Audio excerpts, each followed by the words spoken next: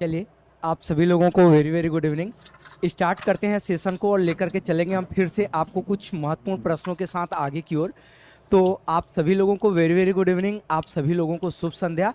चलिए शुरुआत करते हैं। और हाँ, आज के क्वेश्चन मैंने 26 की संख्या में मैंने क्वेश्चन रखे हैं और आज के 26 क्वेश्चन कल की तरह फिर से कुछ नए डायमेंशंस वाले होंगे, फिर से कुछ नए आयाम वाले होंगे। तो चलिए दोस्त, शुरुआत करते हैं आज की क्लास को। और चलिए चलिए तो आज की श्रृंखला का शुरुआत करते हैं और लेकर के चलते हैं option number A, question number 1। Question number 1 देखेंगे क्या कह रहा है। क्वेश्चन नंबर 1 आपका कह रहा है, ध्यान दीजिएगा, क्वेश्चन नंबर 1 क्या कह रहा है। क्वेश्चन नंबर 1 कह रहा है कि चंडी प्रसाद भट्ट को रमन मैग्सेसे पुरस्कार कब प्रदान किया गया था। ऑप्शन नंबर ए कह रहा है कि चंडी प्रसाद भट्ट को रमन मैग्सेसे पुरस्कार 1980 में दिया गया था। बी कह रहा 1982 में दिया गया था। सी कह रहा 1984 में दिया गया था। और ऑप्शन नंबर डी कह रहा है कि 1986 में दिया गया था। आपको याद रखना है दोस्त कि जब भी बात आएगी चंडी प्रसाद भट्ट का, तो याद रखिएगा चंडी प्रसाद भट्ट मुख्य नेतृत्वकर्ता के तौर पर किसके लिए जाने जाते हैं। तो याद रखिएगा चिपको आंदोलन के लिए यह एक मुख्य नेतृत्वकर्ता के तौर पर जाने जाते हैं। अब आप बोलोगे कि चिपको आंदोलन कब हुआ था, तो 1973 ईस्वी में आपका हुआ है कौन सा आंदोलन, आप बोलोगे चिपको आंदोलन। फिर कह रहा चिपको आंदोलन में इनके सबसे बड़े सहयोगी का क्या नाम था, तो आप बोलेंगे कि सुंदरलाल बहुगुणा। क्या नाम था? सुंदरलाल बहुगुणा। और मैं बार बार आपको एक चीज बताता हूं, याद रखेगा, चिपको आंदोलन के मुख्य नेतृत्वकर्ता आपके सुंदरलाल बहुगुणा नहीं थे, बल्कि सुंदरलाल बहुगुणा चिपको आंदोलन में चंडी प्रसाद भट्ट के सबसे बड़े सहयोगी थे। चूंकि सुंदरलाल बहुगुणा ने इसके पहले एक, ध्यान दीजिएगा, टिहरी बांध आंदोलन, याद रखिएगा, टिहरी बांध आंदोलन किया था, जो सब इससे एक वर्ष पहले 1972 में गढ़वाल जिला में, कहा, तो याद रखिएगा कि गढ़वाल जिला में हुआ था। तो ये, और चिपको आंदोलन आपके चमोली जिले के गोपेश्वर नामक स्थान पे होता है, तो ये याद रखिएगा। तो चंडी प्रसाद भट्ट ये एक बड़े तौर पर जाने जाते हैं, जो पर्यावरण को लेकर के एक संतुलन की अवधारणा स्थापित की, पर्यावरण को लेकर के लगातार चिंतित हैं, पर्यावरण को लेकर के ये इन्होंने पुस्तकें लिखी, जागरूकता फैलाई। और इसी के बिहाफ पर 1982 ईस्वी में, 1982 ईस्वी में इनको रमन मैग्सेसे पुरस्कार से सम्मानित किया गया। तो बोलिए प्रश्न नंबर 1 का राइट जवाब क्या होगा। तो आप में से मैक्सिमम बता रहे हैं प्रश्न नंबर 1 का राइट जवाब होगा आपका ऑप्शन नंबर बी, 1982। क्लियर हो गया दोस्त। तो आइए नेक्स्ट क्रम पर चलते हैं और लेते हैं क्वेश्चन नंबर 2। देखेंगे क्वेश्चन नंबर 2 क्या कह रहा है।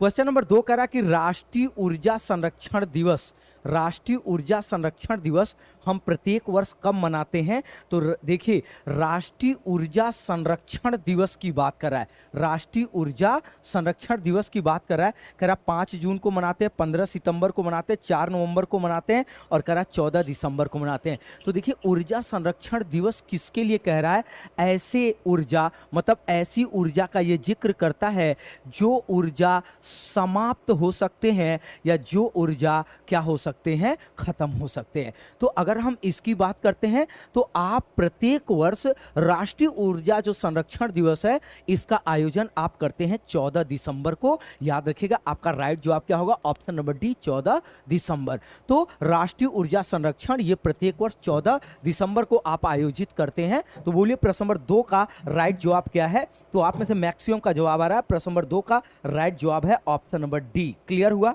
नहीं, कुछ लोग 4 नवंबर बता रहे हैं, लेकिन नहीं, इसका राइट जवाब क्या होगा। तो ध्यान दीजिएगा कि आपका होगा ऑप्शन, बिल्कुल। चलिए, तो इसका राइट जवाब क्या है, तो आप बताएंगे इसका राइट जवाब है ऑप्शन नंबर डी। चलिए नेक्स्ट क्रम पर आएंगे, अगले क्रम पर आएंगे और देखेंगे यहाँ अगला आपका क्वेश्चन क्या कह रहा है। प्रश्न नंबर 3 के क्रम पर आएंगे, प्रश्न नंबर 3। चलिए, तो प्रश्न नंबर 3 के क्रम पर आएंगे और कह रहा है अम्लीय वर्षा के लिए जल का पीएच मान निम्नलिखित में से क्या होना चाहिए। तो बताएंगे कि, हाँ चलिए, बिल्कुल। तो अब मैक्सिमम का जवाब आने लगा है। तो आप देखिए ये क्या है ना, ये नए डायमेंशंस के, मैं जानबूझ करके क्वेश्चन जो है वो नए नए डायमेंशंस के एक मजबूत प्रश्न आपके लिए रखा गया है। तो देखिए आप थोड़ा सा कुछ चीज़ों को अलग से अच्छे से नोट डाउन करते चले जाइए, ये चीज़ें आपके लिए विशेष हैं। क्या कह रहा है, कह रहा है अम्लीय वर्षा के लिए जल का पीएच मान कितना होता है या कितना होना चाहिए। तो ऑप्शन नंबर ए कह रहा 5.2 से कम होना चाहिए, 4.2 से कम होना चाहिए, 6.2 से कम होना चाहिए, और ऑप्शन नंबर डी कह रहा कि इनमें से कोई नहीं। तो जब हम अम्लीय वर्षा की जब हम बात करते हैं तो याद रखिएगा कि अम्लीय वर्षा के लिए 4.2 से कम होना चाहिए। इसका मतलब इस आपका राइट जवाब क्या होगा, आपका राइट जवाब होगा ऑप्शन नंबर बी। राइट जवाब क्या होगा, तो आपका राइट जवाब होगा ऑप्शन नंबर बी। तो आप बोलिए प्रश्न नंबर 3 के लिए सही जवाब क्या है। तो प्रश्न नंबर 3 का सही जवाब है ऑप्शन नंबर बी, 4.2 से कम होना चाहिए पीएच मान।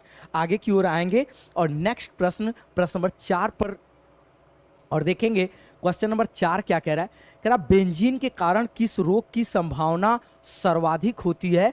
ऑप्शन नंबर ए कह रहा है हार्ट अटैक की संभावना होती है, बी कह रहा है रक्त कैंसर की होती है, सी कह रहा है न्यूमोनिया की होती है, और ऑप्शन नंबर डी कह रहा है इनमें से किसी की नहीं होती है।